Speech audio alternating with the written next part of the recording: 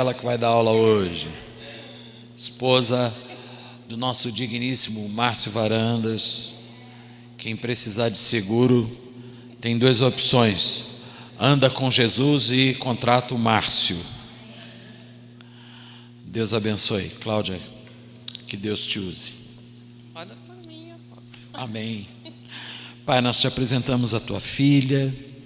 Sabemos que o Senhor a tem inspirado com a verdade da tua palavra, e nós te exaltamos e glorificamos o teu nome, porque sabemos que esta noite foi agendada pelo Senhor. Ela está aqui não foi porque eu chamei, foi porque o Senhor a comissionou, e o Senhor está ativando o ministério da tua filha com graça, com ousadia, no poder da tua palavra. E nós te suplicamos, Senhor, cuida dela, fala-nos através dela, ensina-nos através dela.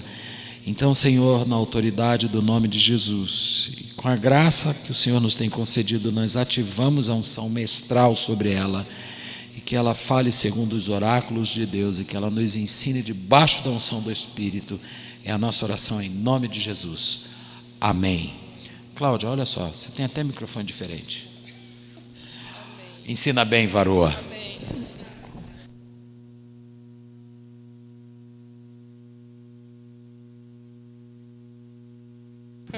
Amém.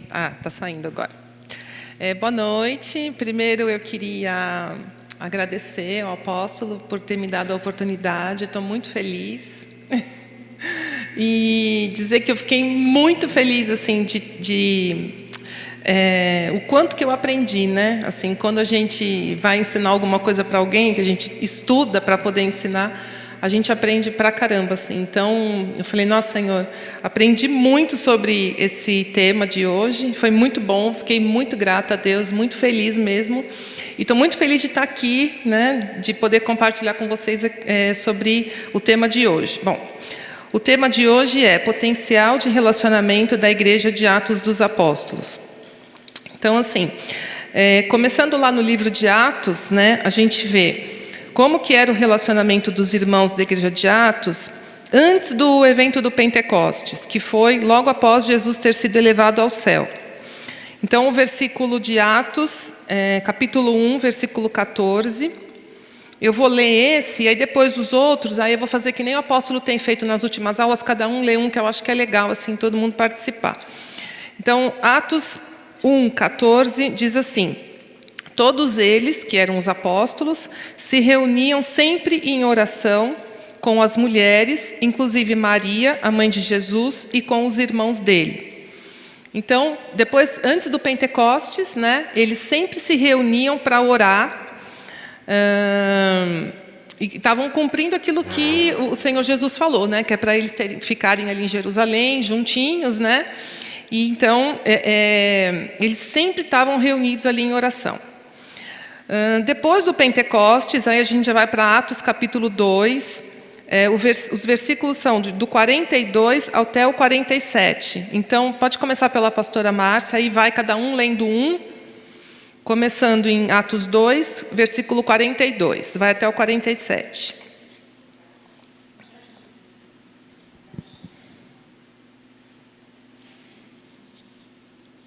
Perseveravam na doutrina dos apóstolos, e na comunhão, e no partir do pão, e nas orações. Na alma de cada pessoa havia pleno temor, e muitos feitos extraordinários e sinais maravilhosos eram realizados pelos apóstolos.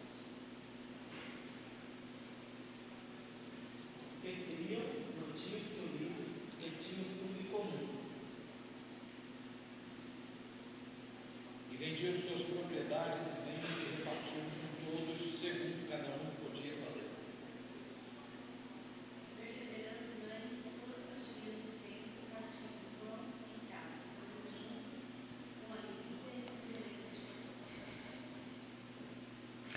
Foi até o 47, né? Que aqui a minha versão está diferente. Agora, continuando. Então pode ler o 47.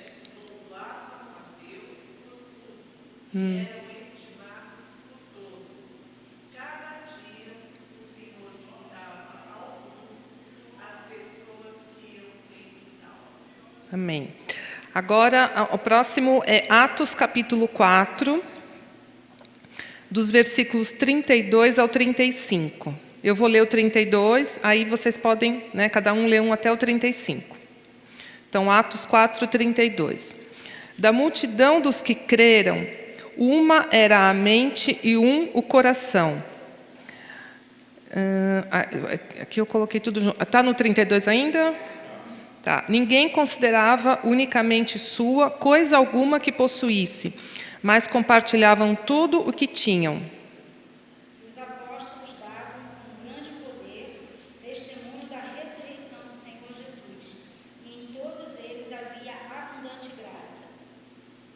Não havia nenhum necessitado entre eles, porque os que possuíam terras ou casas, vendendo-as, traziam os valores correspondentes.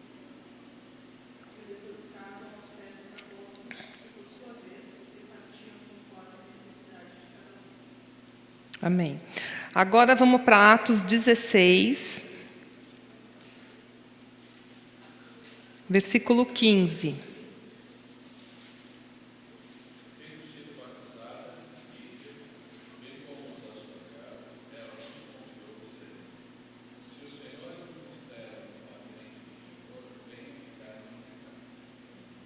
Agora vamos para Atos 6, versículos 1 e 2. É Atos 6 mesmo? Eu acho que é 16, né? Mas eu acho... Bom, alguém pode ler o Atos 6? Só para ver se é esse mesmo. Isso, é isso mesmo, pode ir. Ora, naqueles dias, crescendo o número dos discípulos, houve uma murmuração dos gregos contra os hebreus, porque os seus viúvas eram desprezadas no ministério cotidiano. Os 12, convocando a multidão dos discípulos, disseram: não é razoável que nós deixemos a palavra de Deus e sirvamos as mesas. Amém. Então, eu quis ler todos os versículos primeiro, para depois a gente poder fazer um estudo, tá? Então, assim, bom, de acordo com os versículos que a gente leu, acabou de ler, né? A gente vê o que os irmãos faziam. Então, eu vou ler cada coisinha, né, que foi descrito já nos versículos, mas para frisar bem. Então, eles se reuniam para orar, eles buscavam aprender com os apóstolos, tinham comunhão entre si, faziam as refeições juntos, oravam juntos, mantinham-se unidos, tinham tudo em comum, vendiam suas propriedades e distribuíam aos necessitados, se reuniam diariamente no pátio do templo, louvavam a Deus juntos, havia unidade entre eles, compartilhavam tudo o que possuíam, não haviam pessoas necessitadas entre eles, respeitavam o princípio de autoridade e eram hospitaleiros. Então, tudo que a gente leu está assim, tá resumido aqui o que eles faziam. Então, assim, Jesus orou pela unidade da igreja, está lá no Evangelho de João, no capítulo 17, né, dos versículos 20 ao 23, e ela realmente aconteceu. De acordo com o relato de Lucas, os irmãos viviam em comunhão mútua física, psicológica e espiritual, compartilhando seus bens, refeições, orações e sentimentos. Havia um enorme senso de cumplicidade entre eles. Tinham a mesma visão e o mesmo objetivo. Então, assim, né, é a minha área, né, eu sou psicóloga, então eu trato de relacionamentos, é aquilo que eu trabalho. Quando eu li tudo isso daqui, eu falei assim, gente, o que me ocorreu? Assim, é o grau máximo de comunhão que pode haver entre uma comunidade, seja ela qual for, é o que está escrito aqui na Igreja de Atos.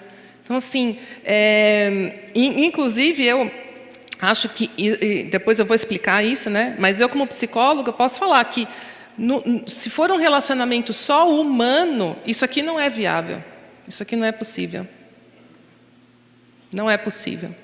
Isso aqui que está escrito aqui, esse grau de relacionamento, nesse nível que o Lucas, a igreja tinha, né, naquela época, só porque tinha o Espírito Santo mesmo, era uma coisa sobrenatural. Isso aqui, humanamente, é totalmente impossível. Então, isso que é muito lindo, isso me chamou muita atenção, que eu assim, nunca tinha parado para ver desse jeito. Então, quando eu comecei a ler os versículos, né, me gritou assim, aos olhos isso. É uma coisa muito linda, muito impressionante, que a gente vê mesmo o poder do Espírito Santo assim, agindo ali de uma maneira muito linda.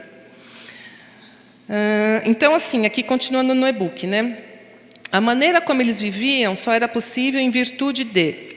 Eu coloquei 3 aspectos. Primeiro, a revelação de quem é o cabeça da igreja. Cristo é o cabeça, então cabe a nós nos submetermos à sua autoridade. E isso eles tinham de maneira muito clara.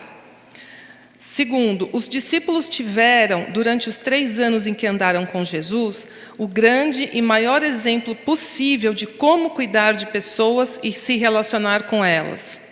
Uma das principais características do discipulado de Jesus enquanto mestre era sua relação com seus discípulos de forte cumplicidade, intimidade e fraternidade.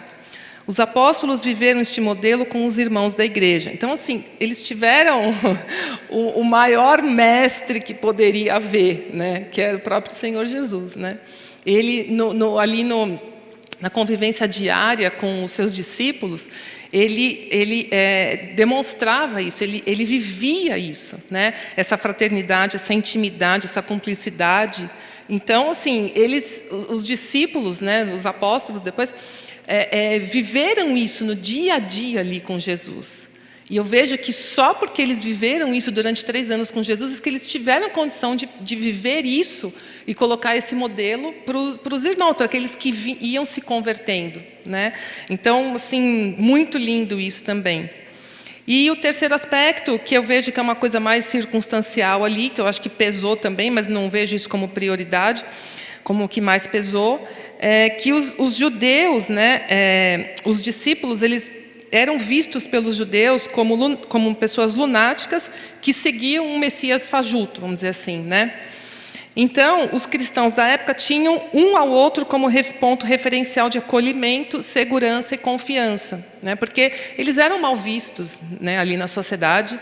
Então, isso fez com que eles se unissem. Eu acredito nisso, que isso fez, essa circunstância fez com que eles se unissem muito, que até propiciava essa convivência diária de compartilhar tudo, de dividir tudo, de fazer tudo em comum, porque eles eram mal vistos e depois eles passaram a ser perseguidos, né? Então, isso fez com que houvesse essa união entre eles. Alguém quer perguntar alguma coisa? Alguém quer fazer algum comentário? Porque, assim, eu gosto Vocês podem perguntar, podem falar, tá? Que a gente está tudo junto, assim. Aí tem um versículo que eu não sei onde está, mas foi um dos que a gente leu, que fala que eles tinham a simpatia de todo o povo, né? Eu não lembro onde está isso, mas a gente leu. Então, assim, vamos parar para pensar, né?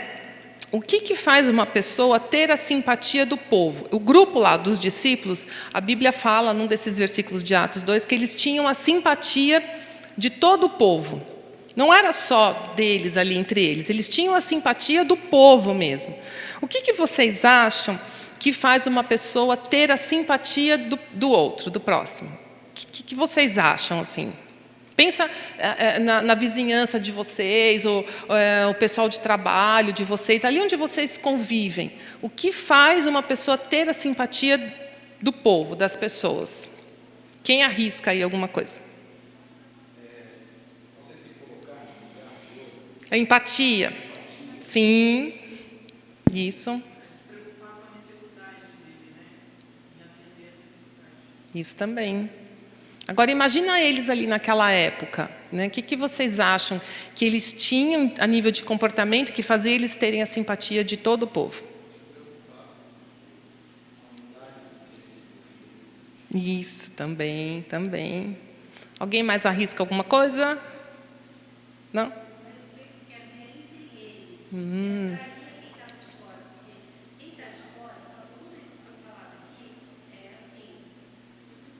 Teoricamente, né, para quem tem o Espírito Santo e tal, só que lá no mundão mesmo, não é bem assim que a banda toca. Então, o respeito que existe Isso, exatamente, sim. Você usa uma palavra, várias vezes, professora, você diz cumplicidade, que é uma coisa que é de extrema importância para a conexão. Sim, isso, exatamente. Sim, também.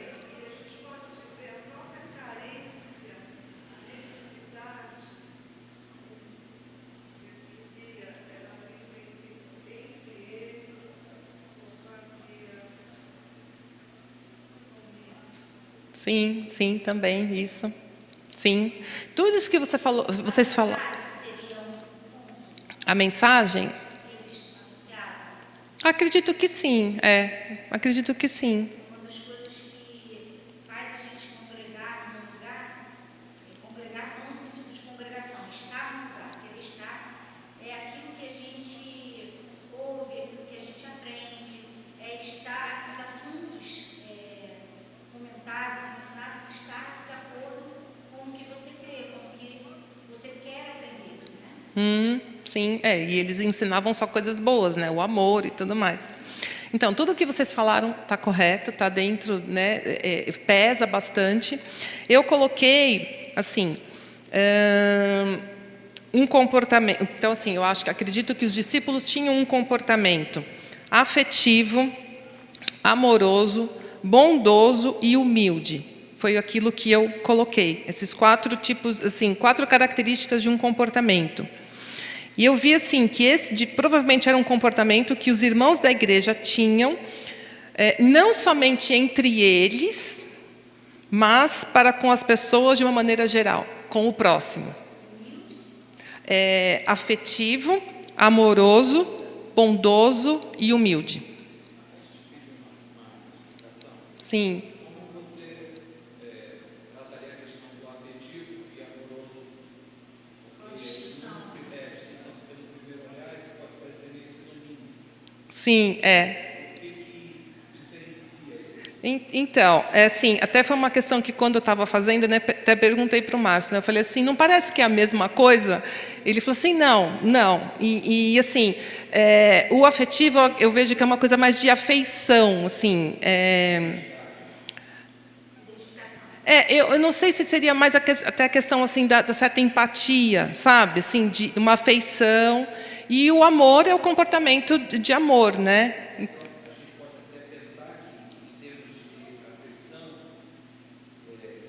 Pode diferenciar um pouco do amor, porque o amor já é no campo da decisão. Então a igreja decidia amar. Isso. Eu acho que a afeição também tem muito a ver com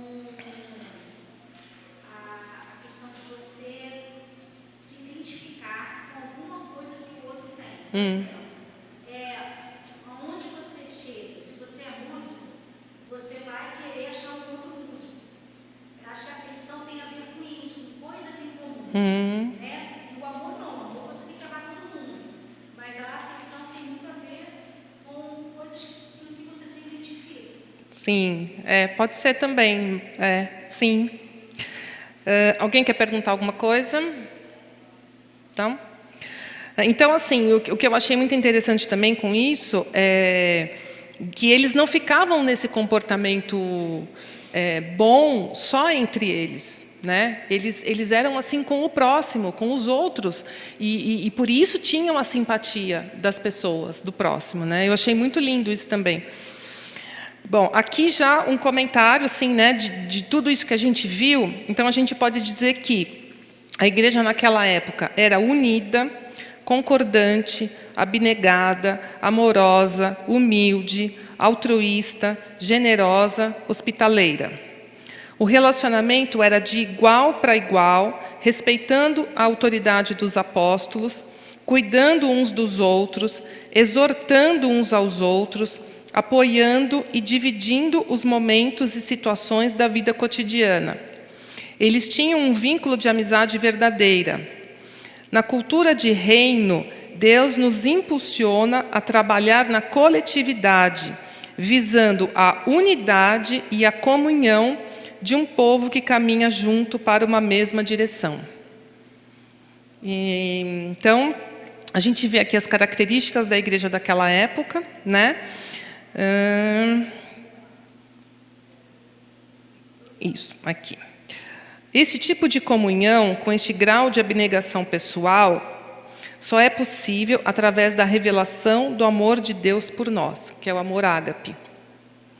A revelação do amor de Deus por nós, através do conhecimento da redenção, nos permite viver este mesmo amor por Deus e pelo próximo. Só através da mensagem da cruz conseguimos negar a nós mesmos em função de um bem maior nas nossas relações interpessoais. Negar a si mesmo também fala de negar o meu jeito de me relacionar com as pessoas. Qual que é o nosso jeito de se relacionar com as pessoas? É um jeito egoísta, individualista, materialista, orgulhoso, soberbo, invejoso, maldoso e etc. Então, o negar a si mesmo fala de negar esse jeito meu, natural, de me relacionar com as pessoas, para que eu possa me relacionar com elas através do jeito dele, Jesus. Assim eu tiro o foco de mim e aponto para Cristo. Então, vocês veem que tudo, né, vem de Jesus, né, e termina em Jesus, né? É muito lindo isso. E deixa eu ver, vocês querem comentar alguma coisa sobre isso? Quer fazer alguma pergunta? Deixa eu ver aqui. Então, aqui está reforçando o que eu falei no começo, né? Que só através desse conhecimento do amor de Deus, da maneira como é, né? O amor de Deus que sacrificou o seu único filho por amor de nós, Jesus sendo a autoridade máxima, a cabeça da igreja, é que a gente consegue, né, negar esse nosso jeito egoísta, individualista de se relacionar em prol de um bem maior, né, que é a igreja e os irmãos em Cristo e a obra, o reino, na verdade, né, que tudo isso a gente faz em função do reino.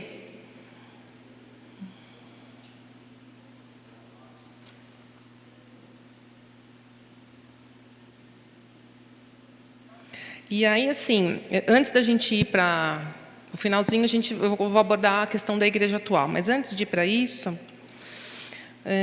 eu queria comentar, né, que quando, até fala num dos versículos que a gente leu, o quanto a igreja tinha poder naquela época, né, como as coisas aconteciam, porque o Espírito Santo se movia e fazia acontecer, as pessoas se convertiam e faziam muitos milagres, os apóstolos e tal.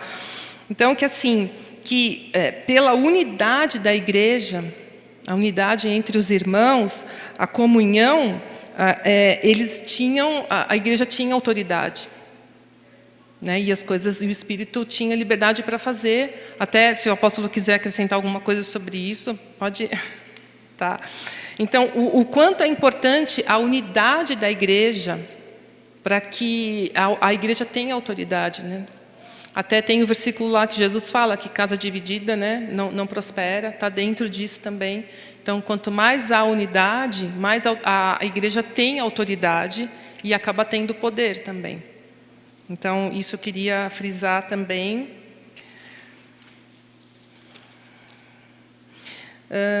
Aqui eu trouxe um comentário da Joyce Meyer, que eu achei que era bem pertinente, assim. Inclusive, esse comentário, eu tenho a Bíblia dela, que é a Bíblia que tem vários comentários dela, mas esse comentário eu nunca tinha visto. E aí eu acabei vendo bem quando eu estava estudando para a aula. Eu falei, nossa, né, acho que Deus que está me dando, assim, porque não conhecia. Então, ela fala assim: ser parte de uma igreja local é uma das grandes alegrias e responsabilidades de todo crente. Isso envolve mais do que aparecer no domingo. Aqui é uma pergunta para cada um, né? Como você participa da vida da sua igreja? E aí ela coloca assim: assegure-se de aproveitar de modo consistente as oportunidades de partilhar, adorar, servir e receber ensino da palavra. Então, essa é uma reflexão que cabe a cada um de nós, né? Como que eu estou participando da minha igreja local? O que eu tenho feito, né? Que visão eu tenho da igreja? Como que eu tenho participado? E eu acho que isso é muito importante, porque a gente vê hoje, né? Eu vejo a igreja, da igreja daquela época para a igreja hoje. Eu acho que, assim, tem uma diferença gritante. Eu não sei se os irmãos vêm do mesmo jeito, mas Eu vejo uma diferença gritante. Eu acho que a gente está assim muito aquém daquilo que a igreja primitiva vivia. E se o Espírito Santo, né, é o mesmo que daquela época, por que que hoje, né, a gente não vive daquele mesmo jeito, né? Então, eu acho que é importante a gente refletir sobre isso. E é interessante que ela fala assim: ser parte de uma igreja local é uma das grandes alegrias, né? Então, ela coloca como fonte de alegria. E realmente, assim, se a gente vê tudo que foi falado nos versículos aqui, né, que o quanto isso realmente é fonte de alegria. Aqui eu vou continuar, que já vai explicar isso. Deus nos fez seres sociáveis, e como tais, é natural termos a vontade de nos relacionarmos, de fazer parte de um grupo, uma comunidade. Então, por que muitos irmãos em Cristo estão fora de uma igreja local e outros entram e saem da igreja sem se relacionar, sem participar da vida da igreja? Os crentes que estão adotando este comportamento estão cumprindo o propósito do Senhor? Então, se Deus nos fez seres sociáveis, né? Deus nos fez seres sociáveis para viver em interação social, em comunidade, em grupos. A gente foi feito dessa maneira. É uma necessidade natural nossa participar, não viver de maneira isolada. Então, ter esse relacionamento de cumplicidade, de intimidade, de comunhão, você poder contar com aquele grupo, né? Estou falando agora mais do lado humano, deixando até o espiritual de lado, mas o lado humano, emocional nosso. Isso é mesmo uma grande alegria. Né? Na hora de você saber que se você passa por uma necessidade, seja ela qual for, seja ela emocional, seja ela financeira, seja o que for, você tem ali um grupo que vai estar te apoiando, que vai estar te ajudando. Gente, isso é tremendo, isso é uma bênção, assim, isso é uma coisa, assim, esse é o sonho de consumo de qualquer ser humano. Isso é muito lindo. E por que, né, que a igreja sendo esse ponto, né, tantas pessoas estão fora, né? Estou falando aqui de crentes, né? Pessoas que já aceitaram Jesus um dia, já participaram e de repente resolveram sair. Ou outros que vêm para o culto no domingo, entra, não fala com ninguém, assiste o culto, né? Terminou, vai embora, não fala com ninguém. Será que é isso que Deus quer? É esse o propósito da igreja? Né? Óbvio que não. Né? A igreja é muito mais do que isso. Né? Essas pessoas que estão agindo desse jeito estão perdendo muito e não se dão conta que estão perdendo. Né? E tem aquelas desculpas, né? Assim, não, já me decepcionei, né? Já me decepcionei muito, né? E não quero saber de nada, chega de saber de bastidor de igreja, né? E não, prefiro ficar quietinho no meu canto, né? Então, assim, só que está perdendo muito mesmo, né? Porque eu vejo que a vida, o propósito de Deus para a igreja é uma coisa, como eu acabei de explicar, que seria o sonho de consumo nosso enquanto ser humano. É uma coisa que satisfaz a nossa alma e o nosso espírito também. Então, acho que isso é para pensar. É lógico que, na verdade, isso é mais para título de conhecimento, porque as pessoas que estão aqui não são as pessoas que merecem estar fazendo essa reflexão, porque quem está fora, né? Mas acho que para a gente debater, né? Assim, discutir sobre isso, né? Outra pergunta aqui, né? Vocês acham que não haviam conflitos entre os irmãos da igreja primitiva? O que vocês acham? Sim, exatamente, né? E as cartas comprovam, mas mesmo que não tivessem as cartas, com certeza haviam conflitos, porque aonde há ser humano se relacionando, há conflito. Por quê? Porque nós não somos perfeitos, né? É justamente pela nossa imperfeição, assim, a gente, né, não está no céu ainda, a gente, né? Então a gente tem os nossos, vamos dizer assim, as nossas fraquezas ou debilidades na nossa alma, que resultam em conflitos, mas Deus já sabia disso. E não é porque tem os conflitos, então vamos parar com tudo que então não é de Deus. Não, a gente está aqui para... Vamos pegar a família. Não existem conflitos na família? Né? Agora, não, tem conflito, então vamos separar todo mundo, vamos viver todo mundo. Inclusive, é por isso que as pessoas estão cada vez mais vivendo sozinhas, isoladas. Né? Tem, não sei, uns anos aí que começou um boom de construção civil com apartamentos apartamentos com dormitórios e estúdios. Assim, foi um negócio assim. Por que isso? Porque as pessoas estão preferindo cada vez mais morar sozinhas. Para evitar o quê? Evitar conflitos de relacionamento. Será que essa é a solução? Não, porque isso traz uma série de problemas para as pessoas. Né? E aí, assim, antes de a gente chegar aí no finzinho, eu queria falar um pouco sobre isso, até daquilo que eu aprendo do meu trabalho. Né? Que eu vejo que um dos principais motivos pelos quais as pessoas não querem conviver, né, e isso abrange a igreja também, né, mas não querem conviver, é que no relacionamento com o outro, a gente se enxerga. Quando no relacionamento com o outro, eu vejo o defeito do outro. A gente sempre vê. Através do defeito do outro, eu tenho consciência do meu defeito. E aí o bicho pega. Esse é o problema. Que, através do defeito, do problema do outro, eu tenho consciência do meu. E o que a gente menos quer é ter consciência dos nossos defeitos e dos nossos problemas. Né? Então, isso é uma coisa que a gente precisa saber, porque não adianta eu me isolar. Não adianta eu querer viver longe da comunidade. Não adianta, isso não resolve nada. Eu vou me sentir sozinho e, sim, só vai trazer problema para a minha vida. Porque a vida em comunidade, a vida social é uma bênção de Deus. Né? Porque nós somos seres sociáveis, como eu falei.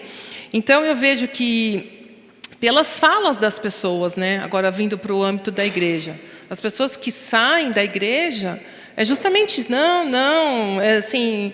me decepcionei com fulano, com ciclano, e não adianta, e é problema. Sim, mas e daí? Né? Vamos resolver os problemas, vamos, né?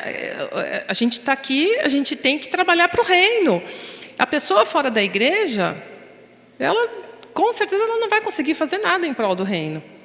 Mesmo que ela tenha um trabalho de, sei lá, distribuir Bíblia, fazer alguma coisa assim, mas se ela não tá firmada numa igreja, ela não tem alguém que ali dê cobertura, que ela está ali, essa chama do Espírito ela vai se apagando. Então, assim, muitos crentes falam assim, não, eu tenho Jesus, eu oro na minha casa, agora com tudo no YouTube, né, tudo na internet, então eu vejo um monte de pregação. Será que é isso que Deus quer para a gente? Está totalmente fora, né? Então, esse tema me fez também, assim, né, eu acho que é importante a gente refletir sobre isso, né? E alguém quer falar alguma coisa?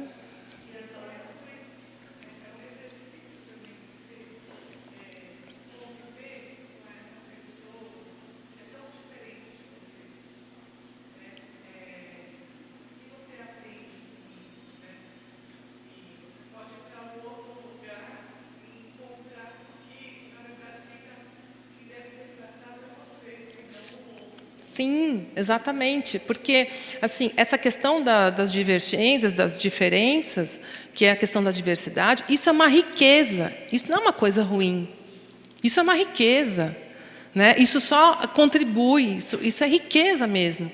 Então, sei lá, a Val tem um jeito X, eu tenho um jeito Y, eu aprendo com o jeito X dela, ela aprende com o meu jeito Y. Isso só amplia a nossa rede de conhecimento, então isso é uma coisa rica.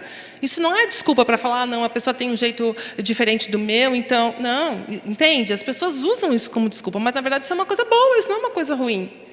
Né?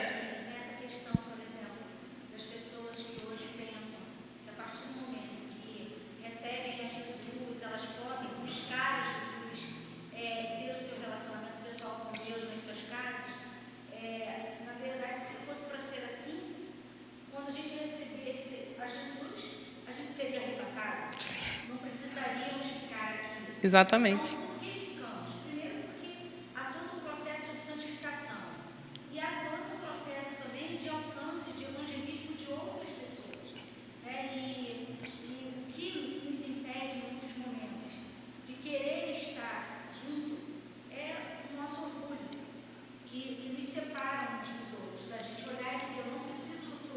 Sim, Não preciso conviver com esse tipo de pessoa.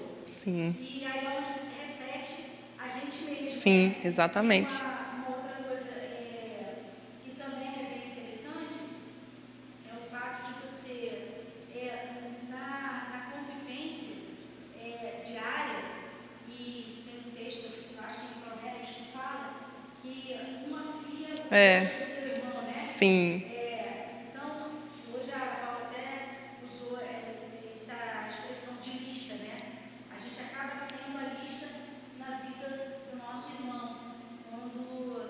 E assim, sempre Deus vai colocar alguém diante de você que vai ser o tratamento dele sim, para a sua vida. sim. E hoje a gente se dispõe, hoje a gente sempre voltar naquela situação. Sim, sim. E eu vejo também que é justamente nessa convivência, né, da igreja, essa convivência comunitária, tudo, é que a gente vai poder colocar em prática aquilo que Deus colocou em nós de melhor da essência dele, que é o amor, que é a humildade, que é dar o apoio, que é ter a empatia, que é poder ajudar. Né? Se a gente não tem essa convivência, tudo isso que a igreja de Atos vivia, lá os irmãos, que é uma coisa muito linda, muito boa, muito gostosa, a gente não vai ter oportunidade de viver, de experimentar tudo isso. E a gente vai perder muito. Né? Então, isso que eu acho muito lindo. Deixa eu ver o que mais.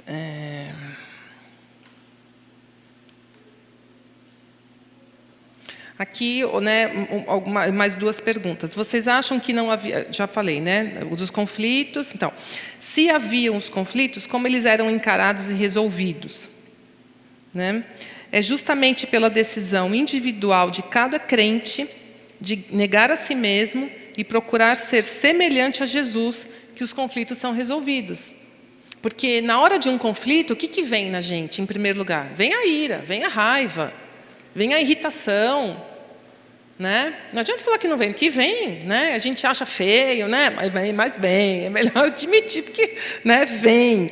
E aí, nisso, é que a gente tem que falar, não, peraí, né? Eu vou dar vazão a essa raiva, ou eu vou resolver a minha raiva, vou conter a minha raiva e vou procurar, né, agir em amor, como foi que Jesus ensinou.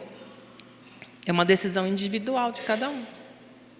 Então, se eu conter a minha raiva, porque eu entendo que isso não é bom, porque Jesus fala que não é bom, e eu procurar agir em amor, porque eu entendo que o que Deus me ensina, o que Jesus ensinou é o melhor, isso é um exercício, isso é uma prática, e a gente vai aprendendo, e a gente vai se transformando, até que a gente vá se tornando cada vez mais parecido com Jesus, como o apóstolo está me dando a aula no discipulado. Então, se a gente não tem essa convivência na igreja, como que nós vamos fazer tudo isso? Não dá. Não dá, é totalmente impossível, né? E, então, é outra coisa muito linda mesmo. Então, terminando aqui, esse ponto é procurar não dar vazão à nossa carne e viver no Espírito. Né? E aqui eu cito o Salmo 133, os versículos de 1 até o 3, que fala, né? Como é bom e agradável que os irmãos convivam em união. Ali o Senhor concede a bênção da vida para sempre. E uma coisa que me chamou muita atenção, que eu já conheci esse versículo há muito tempo, e então eu entendo que, como é bom e agradável que os irmãos vivam em união, né? Que isso é bom e agradável. Então, se Deus está falando isso, né, através do salmista aqui, é porque isso é uma verdade. Mas eu nunca tinha reparado na continuação, que é ali o Senhor concede a bênção da vida para sempre. E uma vez eu vi um pastor falando sobre isso, eu não lembro agora quem era, que ele falou assim, que há um tipo de bênção especial que Deus só concede quando os irmãos vivem em união. Eu achei isso demais. Falei, gente, isso é muito lindo. Né? E então, assim, Deus fez as coisas conforme o propósito dele. A gente tem que buscar conhecer para poder tomar posse e viver essas coisas. Né? Então, eu acho muito lindo. E, bom, aqui, alguém quer perguntar alguma coisa? Fazer algum comentário? Pode falar, Vanessa. Eu tinha lido uns dias atrás e lembrei disso. Vocês viram no Instagram a carta de igreja, por que eles estão te deixando? Tem Ah, não. um texto que é por que as pessoas estão saindo da igreja. E aí ele fala, você vai dizer que é porque o mundo tem mais prazer, está chamando mais atenção, tem propiciado mais comodidade, mas essa não é a razão. Você mesma, igreja, é o problema. Porque as coisas que esperávamos ter na igreja não estamos recebendo. Aquilo que esperávamos receber na comunidade, nós estamos encontrando em outro lugar. Ou não estamos encontrando, mas ainda é melhor do que estar na igreja. E aí eles terminam falando que por que as pessoas estão usando tanto a frase não, eu amo Jesus, só não amo a igreja. E aí, tipo, não sei, é só um texto que eu refleti sobre alguns pensamentos que as pessoas hoje estão tendo, né, de por que não congregar. Tá, interessante. Que no final é porque nós deixamos de ser, em essência, né, a igreja que deveríamos ser, Jesus. Deixou o seu Espírito para nos formar. Sim, sim. É bem interessante isso. E, bom, aqui no... Ah, fala.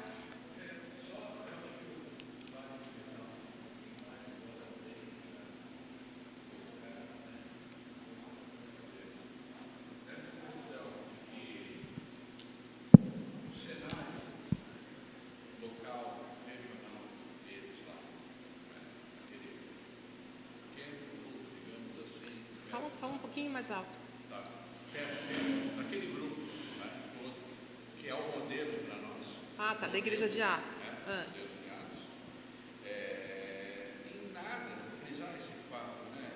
Bater nessa tecla, em nada difere do nosso momento. Em nada difere. Eles não tinham algo a mais lá. O Espírito Santo não era mais presente do que é hoje.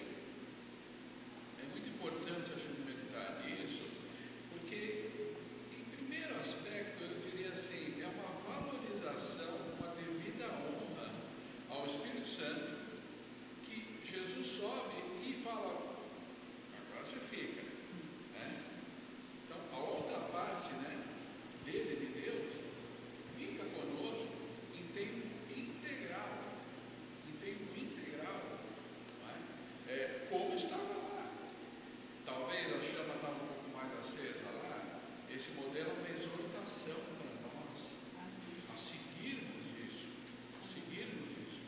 porque ali o Senhor tem uma bênção e a vida para sempre. Eu confesso uma coisa, eu gosto de falar abertamente, sabe? Gosto de falar bobagem abertamente, gosto às vezes de ser meio duro abertamente, gosto de ser sincero. Eu acho que quando eu vi o tema dela, eu falei isso para ela, quando eu vi o tema que foi dado, eu não dei tanta importância. Assim,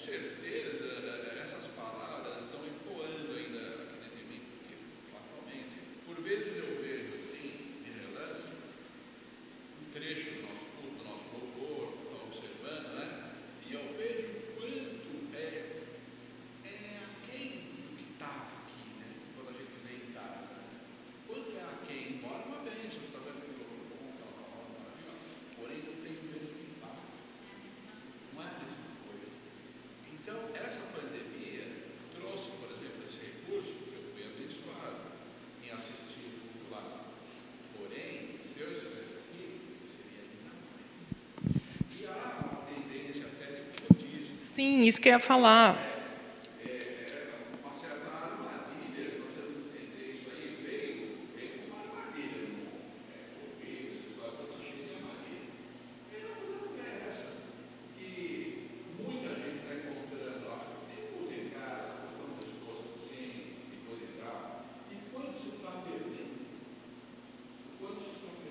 Sim, o que eu vejo é que muitas pessoas se acomodaram, né, por causa dessa facilidade, só que, assim, isso acaba enfraquecendo a igreja, né, porque as pessoas deixam de cumprir o propósito que Deus tem para a vida delas, na convivência com a igreja, né.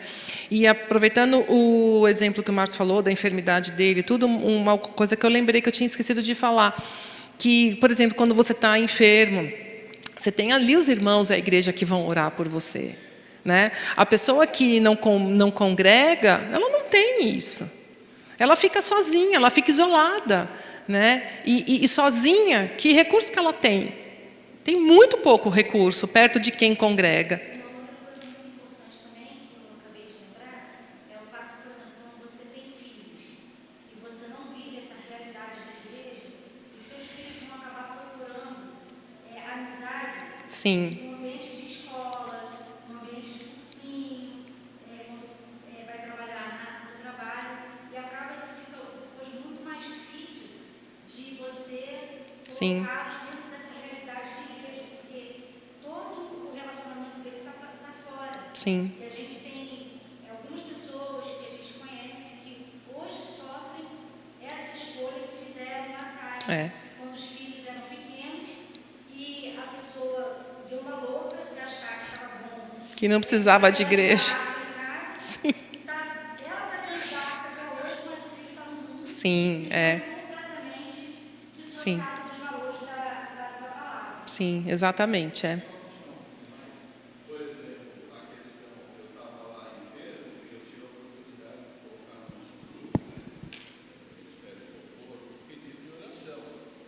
Eu experimentei uma cura, um processo de cura acelerado, literalmente, que eu vejo como fruto da misericórdia do Senhor. Porque eu tenho certeza que eu tive isso para o aprendizado dele. Deus me mandou dúvida em todas as coisas que eu já passei na minha vida, fica totalmente claro. Qualquer coisa que a gente for passar na vida, tem ali para quê? Tem, não adianta. Isso é fato absoluto. Então, dentro desse aspecto, né, quem sabe, né, nós temos até uma situação mais branda do que a deles, porque o judeu não que é ele, que eles como oráculo e tal. Onde eu voltamos mais acostumados conosco. Embora sejamos criticados, muitos vezes comunados, sim, mas se a gente pensar um pouco, nós estamos tendo mais facilidade para aplicar esse modelo, mergulhar nele, e é um grande desafio. É um grande desafio por quê? Porque na convivência, o que ocorre?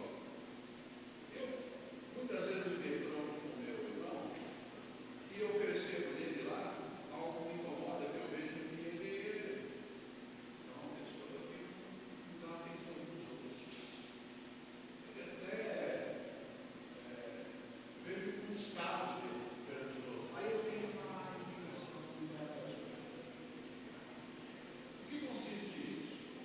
Consiste na oportunidade de ele estar olhando para ele mesmo e ver o quanto ele mesmo tem descaso com o comportamento dele. É um espelho. Essas coisas precisam só guardar no espelho. Mas na convivência, Deus nos dá a oportunidade de estar crescendo, não é? Dentro daquele aspecto que o Senhor Jesus falou, maiores obras do que as minhas, vocês farão. O conhecimento constante, disponível, a expectativa de Deus quanto ao nosso crescimento, abraçar um modelo desse e ir além. Ir além. Não é? Hum. Alguém mais quer falar alguma coisa ou quer fazer alguma pergunta? Que a gente está indo para o final. Você quer falar, Vitor?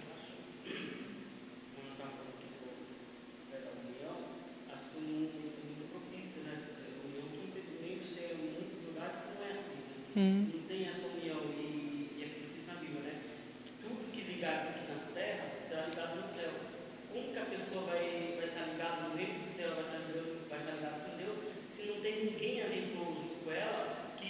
nesse meio, envolvido no meio da comunicação. Então é impossível uma pessoa chegar até Deus, é possível uma pessoa mudar a vida dela se ela não tem se ela não tem alguém para poder estar ensinando ela, alguém para poder estar incentivando ela a chegar perto desse Deus, né? E infelizmente tem muitos que eles estão desse jeito, né? E muitos vão para os ministérios e só por causa que o irmão X, o irmão Y fala algo, a pessoa não gosta e sai fora do ministério. E isso tem em todos os lugares, né? Sim. Mas aí que tá, para você sair, para poder ir atrás daquela pessoa, você está indo atrás para buscar o melhor para você, para sua alma com Deus, entendeu? É isso que ultimamente tem que pensar. E eu gosto de pensar assim, tipo, tudo bem, tá, irmão, tudo isso é bom porque você vai aprender, entendeu? Você aprende com as ignorâncias e arrogâncias das pessoas.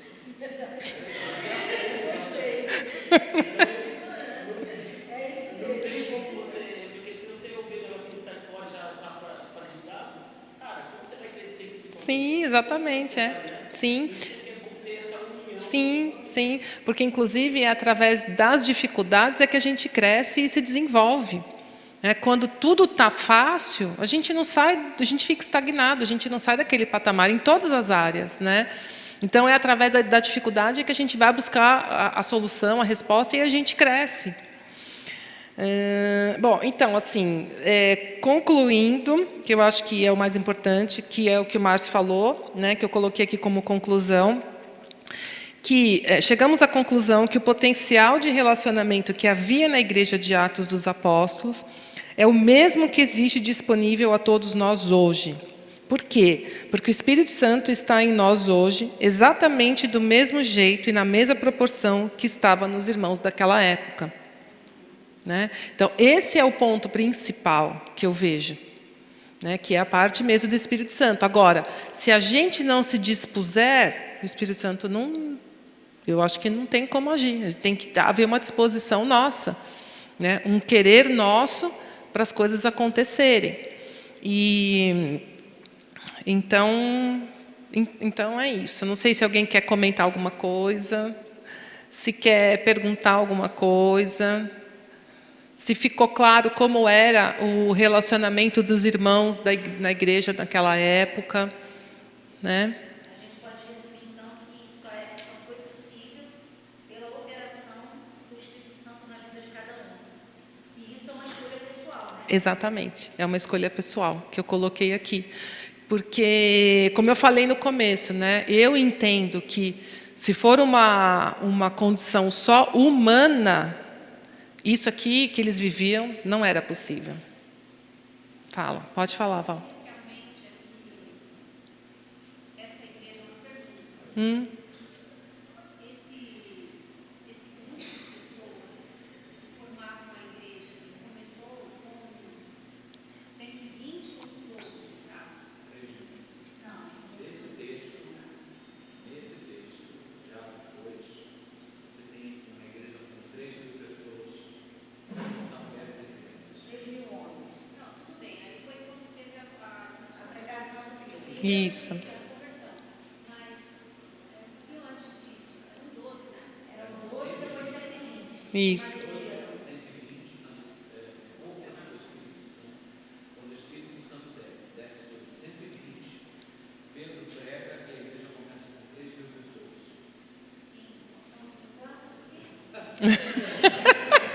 Ai, gostei, viu, Val? Gostei agora do paralelo que você está fazendo. Muito bom. Sim, sim, exatamente. Sim. Isso. Que é assim, isso que é assado. E o que a gente vai fazer com isso, né?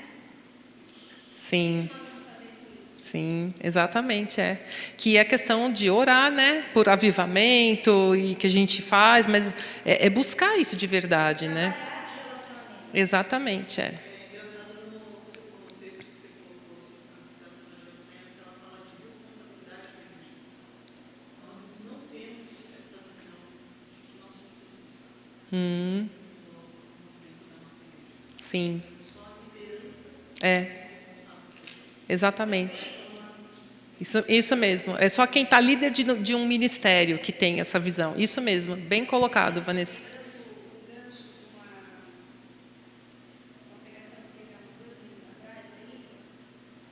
Como que a gente se vê em Cristo? Mas como é que a gente se vê?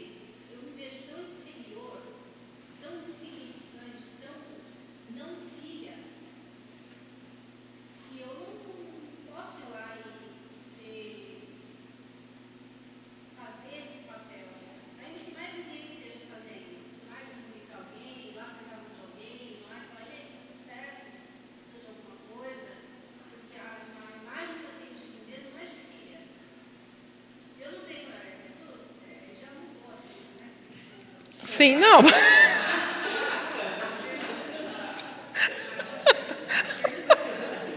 Você abordou uma das causas, vai para a pessoa que não faz nada na igreja. É uma coisa bem interessante isso. Não, então, não sei se o apóstolo quer acrescentar alguma coisa. Não, mas Upon the Lord we will wait.